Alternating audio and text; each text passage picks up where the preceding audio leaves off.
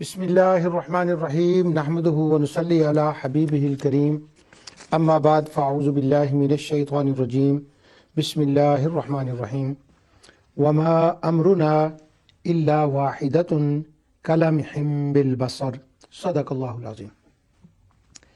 ناظرین، پروگرام ازالہ شبہات میں آپ کی خدمت میں حاضر ہوں اور اس وقت ذوق قرآن کے تحت مسئلہ عقیدہ آخرت اور شان خداوندی، قدرت خداوندی اور شان علم خداوندی کے متعلق میں آپ کے سامنے عرض کر رہا ہوں۔ مکی صورتوں کے اندر جب آخرت کا ہم بیان پڑھتے ہیں تو اس میں سے جو اولین بیان ہوتا ہے اور جس کے بارے میں سب سے زیادہ تفصیل ہوتی ہے وہ یہ ہوتی ہے کہ اللہ سبحانہ و تعالیٰ کی یہ شان ہے کہ وہ مرنے کے بعد لوگوں کو حیات نو عطا فرمائے گا، اور یہ اس کی قدرت میں ہے، یہ اس کے پلان میں ہے، یہ اس کی سکیم میں ہے، یہ اس کی رحمت کا تقاضا ہے۔ اور اس وقت کے لوگ یا آج کے لوگ جن کا یہ خیال ہو کہ اللہ تعالیٰ کے پاس یہ قدرت نہیں ہے، اللہ تعالیٰ نے جگہ جگہ اس کا جواب عطا فرمایا۔ دو سوال سب سے بڑے تھے، تیسرے کے بارے میں تو میں آگے جا کر انشاءاللہ عرض کروں گا۔ ایک یہ تھا کہ اللہ تعالیٰ کیا یہ کرے گا، کر سکتا ہے؟ تو اللہ تعالیٰ نے اس کا جواب دیا، ہاں میں کروں گا اور کر سکتا ہوں۔ دوسرا یہ تھا کہ کیا وہ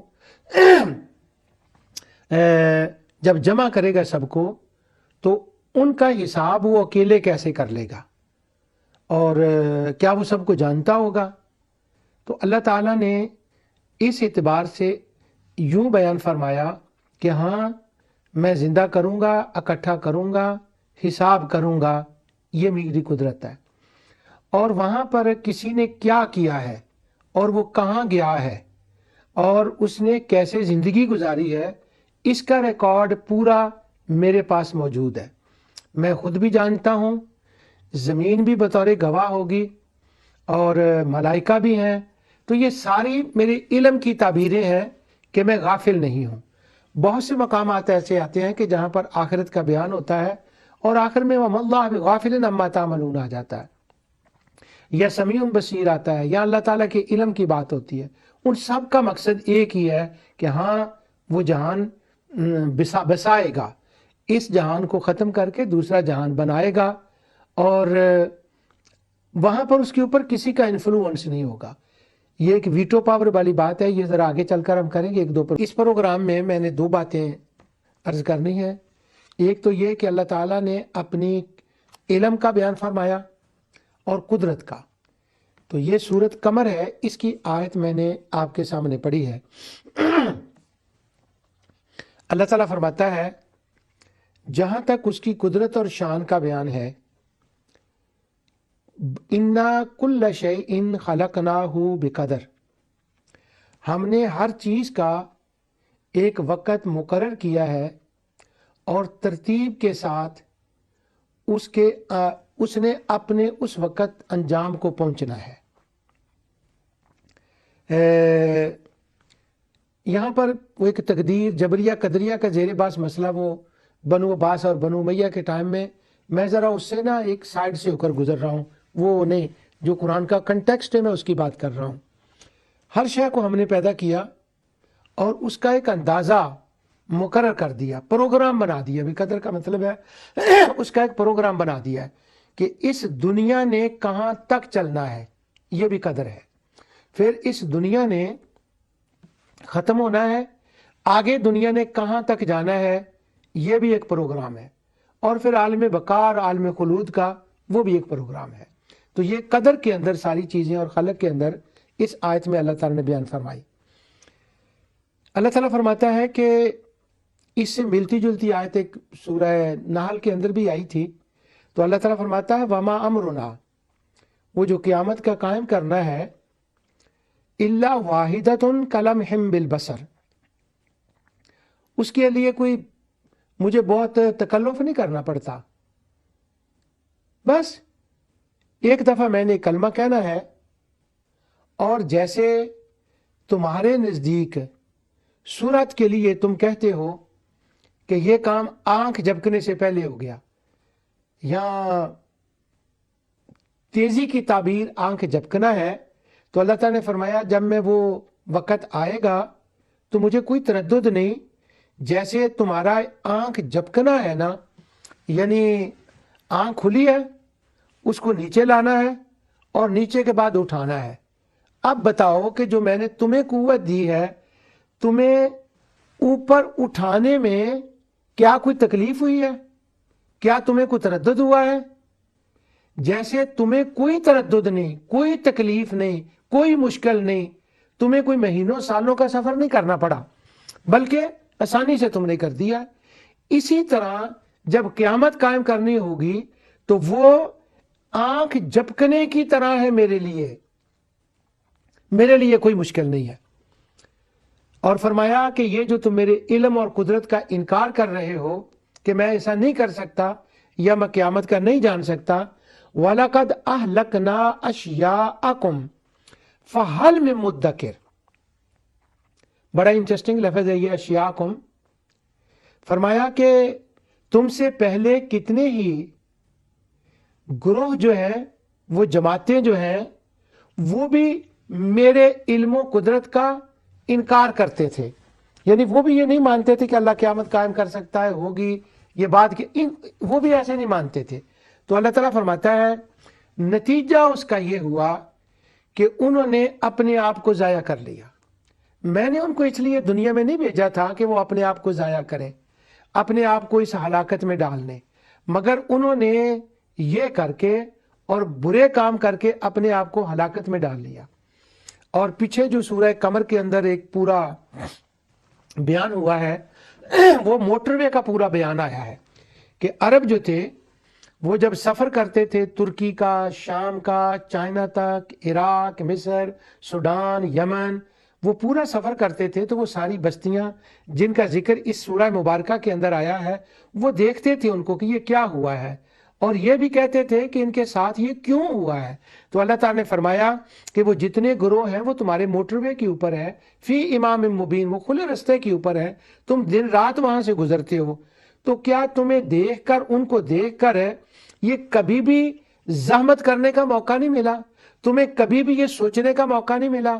تم نے کبھی بھی اپنے 5 سینسز کو ایکٹیو نہیں کیا، جانتے بوجھتے کہ انہوں نے یہ کیا تھا تو وہ یہ اس طرح سے ہار گئے اور ان کا یہ انجام ہوا، یہ نتیجہ نکلا؟ کیا تم میں ہے کوئی جو ان کو دیکھ کر، ان کی تباہیوں کو دیکھ کر وہ سدھر جائے اور اپنے آپ کو سدھار لے؟ کیا کریمانہ انداز ہے یہاں پر. اور یہ بار بار یہ لفظ آیا ہے فَهَلْ مِن مُدَّكِرٍ سورہ مبارکہ کے اندر. اقوام کے بارے میں تاریخ جب بیان کی گئی ہے کہ تم دیکھو، سبق لو، عبرت حاصل کرو اس سے، تو اللہ سبحانہ و تعالیٰ نے یہاں پر ایک تاریخ سے واقعہ بیان کیا کہ تمہیں بھی وہ ہوگا، ہو سکتا ہے جو ان اقوام کو ہوا. اس کے بعد اللہ تعالیٰ نے فرمایا کہ جب قیامت کا دن ہوگا، وہ آئے گا، آنکھ جھپکنے سے پہلے ہو جائے گا. یہ تو ہوگی میری قدرت. اور جہاں تک یہ ہے کہ میرے پاس اس کا ریکارڈ ہے، مجھے پتہ چلے گا کہ تم لوہا بن جاؤ یا اس سے کوئی چیز بن جاؤ، مٹی بن جاؤ، میں پھر اکٹھا کروں، تمہارے کاموں کو جانوں. وَكُلُّ شَيْءٍ فَعَلُوهُ فِي الزُّبَرِ.